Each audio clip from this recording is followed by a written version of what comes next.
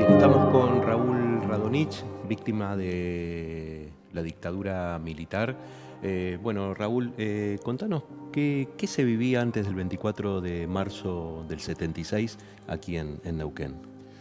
Bueno, era un escenario que estaba dentro del marco nacional que se vivía, no tan, no se expresaba con el dramatismo, la contundencia que se vivía en los grandes centros urbanos, pero sí lo que se vislumbraba es que el golpe tenía una inmediatez que se preveía, digamos. Yo en ese momento estaba haciendo el servicio militar obligatorio, no había pedido prórroga. Yo estudiaba en La Plata, me había ido en el año 74, estudiaba psicología en la Facultad de Humanidades de la Universidad Nacional de La Plata. No pedí prórroga y me incorporaron el 18 de marzo. Y el golpe se da el 24. Tengo una imagen muy nítida.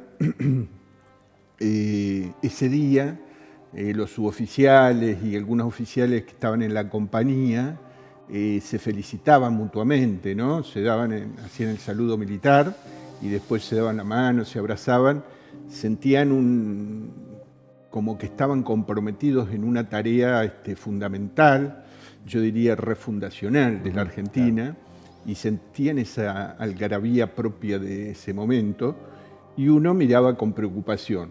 De todas maneras, nunca imaginé, como muchos, creo la mayoría, nunca imaginé lo que se venía, es decir, lo que se iba a generar a partir del golpe.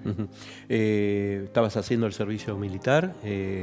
¿Cómo fue tu detención? Porque luego fuiste detenido. Yo, es más, estaba haciendo el servicio militar en lo que en ese momento era el Batallón de Ingenieros de Construcciones 181.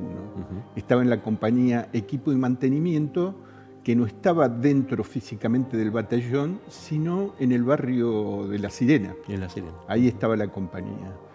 Bueno, yo salí en la primera baja en noviembre del 76 y el 13 de enero del 77 fui secuestrado. Estaba trabajando en ese momento en una gestoría ubicada en la calle San Martín 415 y bueno, ese día, el 13 de enero, fui secuestrado por un grupo que me introducen en un Ford Falcon. En la parte de atrás me vendan, me atan las manos, me tapan con un acolchado y bueno, partimos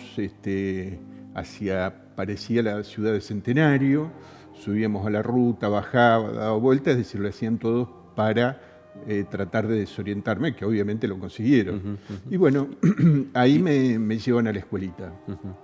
Permanecí en la escuelita 6 días, fui liberado la madrugada. ¿Fuiste interrogado, torturado? Sí. Apenas llegué me dejaron en una cama, esposado, vendado siempre, y en un momento me sacan de ese ambiente para introducirme en otro, es decir, salimos al aire libre. Cuando llego, cuando me bajan del auto, una persona, que sería uno de los guardias del lugar, me dice que no tenía que preguntar absolutamente nada y responder a todo lo que se me preguntaba. Así que bueno, me introducen en ese ámbito, veo por debajo de la venda que es un elástico de una cama, sigo esposado de manos y pies y siento que me introducen 2 cables por las vendas a la altura de la sien.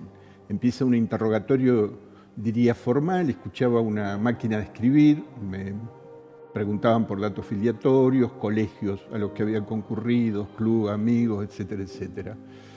Y de pronto se callan y empieza un interrogatorio con fuertes descargas de electricidad. Sí. Y bueno, preguntándome mi pertenencia, que si pertenecía a Montoneros, al centro de estudiantes, si militaba en la Juventud Universitaria Peronista, y bueno, distintos tipos de preguntas, los cuales fui respondiendo negativamente. ¿Preguntaban por personas? Sí, me preguntaron me preguntaron si sabía dónde estaba, por ejemplo. Porque, claro, yo había hecho el servicio militar ahí en el batallón. Claro. Los soldados que venían del batallón tenían más conocimientos de la escuelita porque ellos Es decir, los que hacían guardia sobre lo que hoy es la calle Chaco, veían entrar los autos de inteligencia que iban a interrogar o llevaban secuestrados. Así que me preguntaban eso, me preguntaron por Oscar Ragni, le dije que estaba detenido, ellos dicen no, se fue con los montoneros. Me preguntaban por otro compañero que vivió conmigo, también en el mismo domicilio que Oscar. Le dije que no sabía dónde estaba. Y bueno, siguieron así, permanentemente insistiendo con mis pertenencias. Así que fui negando. En un momento yo perdí mucha sangre por la boca, me había mordido con las descargas eléctricas, me había mordido la lengua. Y siento que me tocan el pecho. Y estaba agitado, obviamente. Y bueno, ahí paran y me dice, el jefe del grupo que me secuestra, me dicen, bueno, pibe, tenía 21 años en ese momento, a la tarde seguimos, vos elegís si querés hablar, si querés colaborar, y si no, seguimos con la máquina. Así que bueno, me levantan, me introducen de nuevo a lo que es el edificio de la escuelita, esa construcción, me llevan a un baño, me sientan en un banco que había dentro del baño y el guardia me dice, bueno, no abras los ojos, y me saca la venda, me libera y bueno, ahí me higienizo. Al rato, bueno, yo me vuelvo a sentar y viene el guardia, me venda y me llevan a una cama donde soy esposado nuevamente, siempre vendado, esposado y también una cadena en los pies. Y ahí siento que hay dos personas a mi costado. A uno lo identifico después, porque después de ser liberado, a los 2 meses me detienen nuevamente y me llevan a la U9. Y ahí identifico al que estuvo conmigo, que fue Jiménez, José Jiménez, que en su momento fue corresponsal del diario Río Negro en Centenario. Sí. Así que bueno, estuve en esas condiciones 6 días. ¿Te liberan? A los 6 días me liberan. No fui interrogado nuevamente y la madrugada del 19 de enero, digamos el 18 ya por la noche, un guardia viene y me dice, me lleva al baño, arreglate lo mejor que pueda. Bueno, ya ahí no volví a dormirme y calculo que a las 3, las 4 de la mañana siento ruido de autos. Viene nuevamente el jefe del grupo que me secuestra y me dice, vos vivís en tal lugar, tal es la casa de tus padres, y bueno, esta noche te vamos a liberar. ¿Y te dejaron en la casa de tus padres? No. Me suben al auto nuevamente, que escuchaba el ruido de 2 autos, me suben al Falcon y también siento que sube a una ruta y empieza a andar, baja, sube, baja, y seguimos por varios minutos, yo calculo unos 20 minutos, nuevamente calle de tierra, y bueno, me bajan y ahí uno me dice arrodillate. Ahí pensé que no me liberaban, pero no, uno me empieza a desatar las manos y a sacarme las vendas, me dice no abra los ojos, hasta dentro de 10 minutos, y bueno, cuando sentí que los autos se iban, abrí los ojos, vi una luz a lo lejos y empecé a caminar en esa dirección. Y llego a una ruta y por ahí veo el cartel de Cenillosa. Me habían dejado en Cenillosa. Después de muchos años ya en democracia, ¿no? Fuiste uno de los que estuvo recorriendo el predio de la escuelita junto con Noemí Labrune y otros que estuvieron detenidos. ¿Qué fue lo que sentiste en ese momento? En abril del 84. Fue una idea desarrollada, elaborada, desarrollada y ejecutada por Noemí Labrune, que fue, primero, nos lleva, previo a eso, hacemos un reconocimiento, nos dicen, vamos a ir a tal lugar que suponemos que es la escuelita y ustedes si me pueden confirmar, así que fuimos con David Lugones y ella, y bueno, llegamos ahí, ella nos dice, si nos llegan a parar estamos buscando patos silvestres. Así que bueno, no nos paró nadie, la vimos desde afuera y sí, le confirmamos. Así que Noemí elabora una especie de operativo, cita a la prensa, a la legislatura de Neuquén. En ese momento existía la Comisión Especial de Derechos Humanos, con los diputados provinciales, entre ellos Oscar Montórfano. Y bueno, cita ahí a la prensa, los diputados, viene el director del diario Río Negro, Julio Ragneri, un diputado nacional, Hugo Piusi, que tuvo una actuación muy destacada en la Comisión de Derechos Humanos de la legislatura nacional. Y bueno, encaramos, ninguno sabía para lo que había sido citado, y Noemí dice, bueno, vamos a ir al centro clandestino de detención, La Escuelita. Así que en una caravana salimos, rodeamos el batallón y cruzamos. Entramos y reconocimos, éramos 7 los sobrevivientes que participamos de ese reconocimiento. Todavía estaba el lugar, estaba el edificio. Sí, el edificio. Y bueno, sí.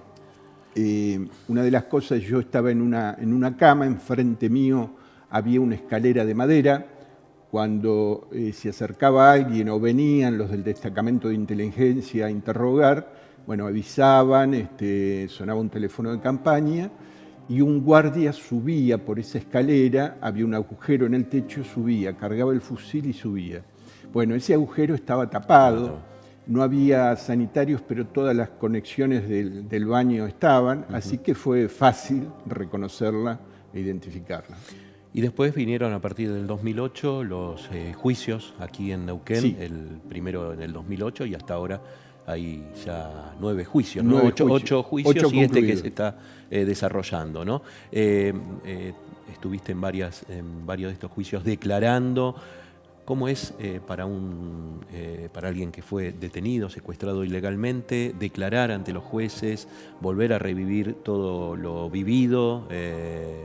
¿Cómo es esa? Mira, por lo menos yo lo viví con un efecto reparador, sanatorio, porque si bien la justicia se dice que cuando llega tarde no es justicia, pero creo que ha sido importante en los distintos fallos que se obtienen a través de los testimonios que brindamos, que bueno, uno siente el esfuerzo en la memoria, en recuperar esos momentos para poder expresarlo. Y bueno, con el resultado de los juicios, me parece que ese sentido de reparación, que tiene de sanatorio, se cumple porque pudimos expresar y a través de los fallos demostrar que existió la escuelita, que existió el terrorismo de Estado, el sentido del terrorismo de Estado, que no fue solamente más allá del horror, del daño, tuvo otra finalidad, la finalidad de disciplinamiento de la sociedad argentina para llevar adelante ese plan económico que tenía Martínez de Oz.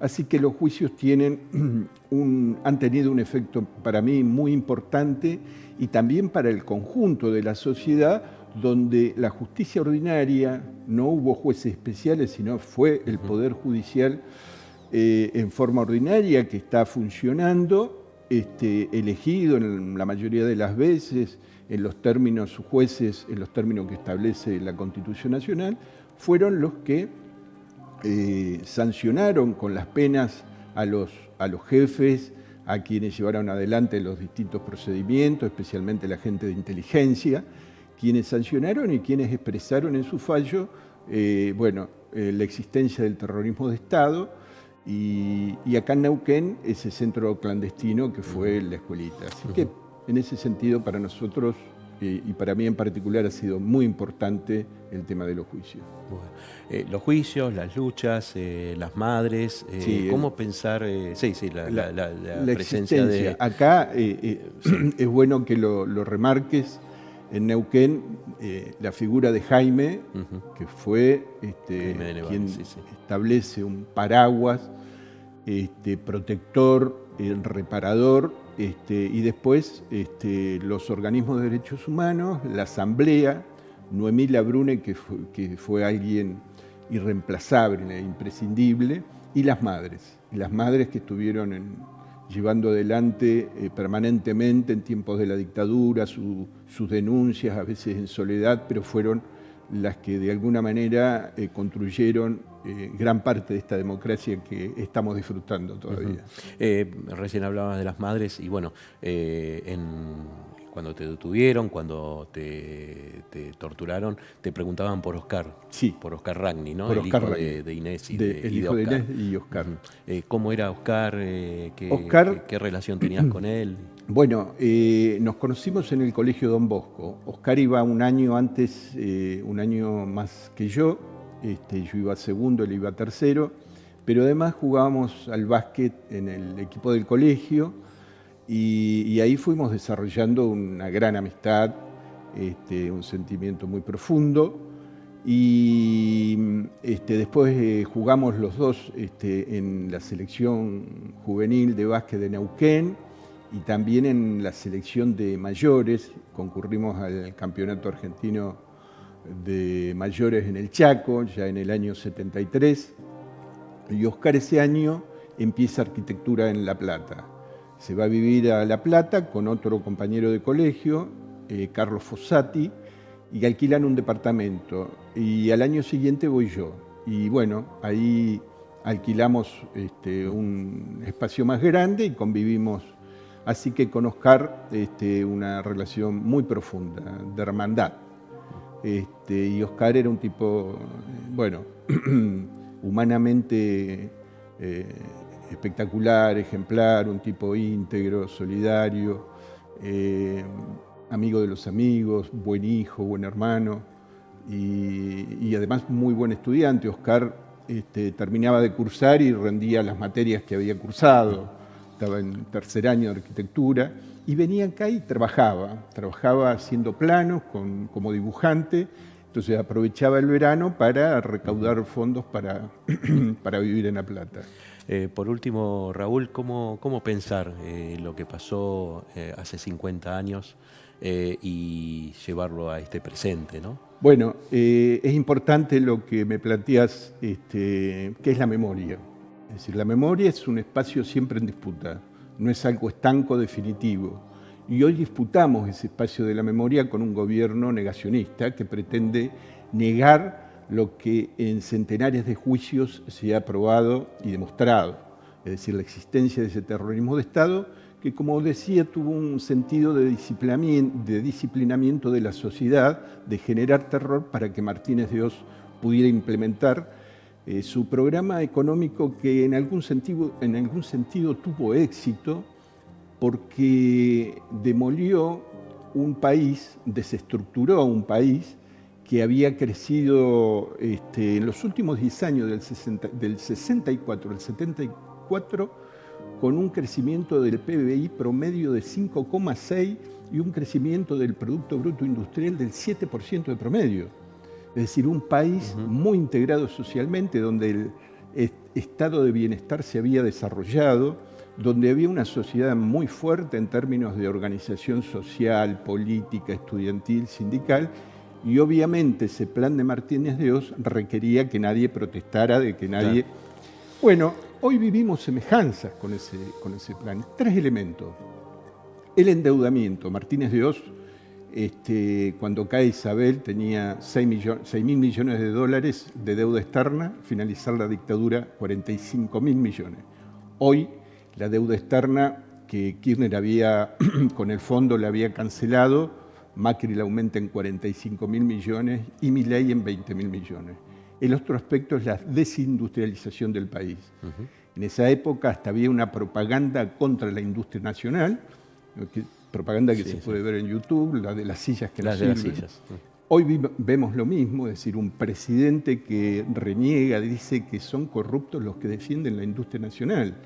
Y la dirección de desestructurar esa industria nacional, que hoy cuenta con 22.000 empresas menos, una de ellas, por nombrarla, FATE, de una trayectoria. Y el otro tema similar, la ley de contrato de trabajo, que fue sancionada en abril del 74, en abril del 76, un mes después del golpe, fue amputada en sus artículos más importantes que defendían los derechos del trabajador. Repuesta con el gobierno de Alfonsín, empiezan nuevamente las cámaras empresariales a criticar esa ley Y hay un dato simbólico. El autor de esa ley, el autor del anteproyecto, el doctor Centeno, un abogado laboralista muy prestigioso, profesor universitario, fue secuestrado en la ciudad de Mar del Plata en el año 77 y muerto en la tortura. Centeno no era un defensor de presos políticos, se ubicaba en lo que en ese momento era la ortodoxia del peronismo. Sí, abogado de muchos sindicatos. Fue un crimen por encargo. El poder económico encargó ese crimen de él y 5 abogados más laboralistas que llamaron la noche de las corbatas y que acá en Neuquén secuestraron al doctor Candeloro, que pertenecía a ese grupo de laboralistas. Bueno, esa obsesión de la ley de contrato de trabajo se volvió a manifestar ahora y lamentablemente con votos cooptados de los gobernadores por ayuda económica, etcétera, etcétera, consiguieron modificar esa ley. Así que 3 semejanzas del programa de Martínez de Oz con el actual gobierno. Raúl Radonich, muchísimas gracias. Bueno, Raúl Radonich, víctima de la represión del terrorismo de Estado y una de las figuras claves en búsqueda de memoria, verdad y justicia con sus declaraciones en los juicios por delitos de lesa humanidad aquí en Neuquén.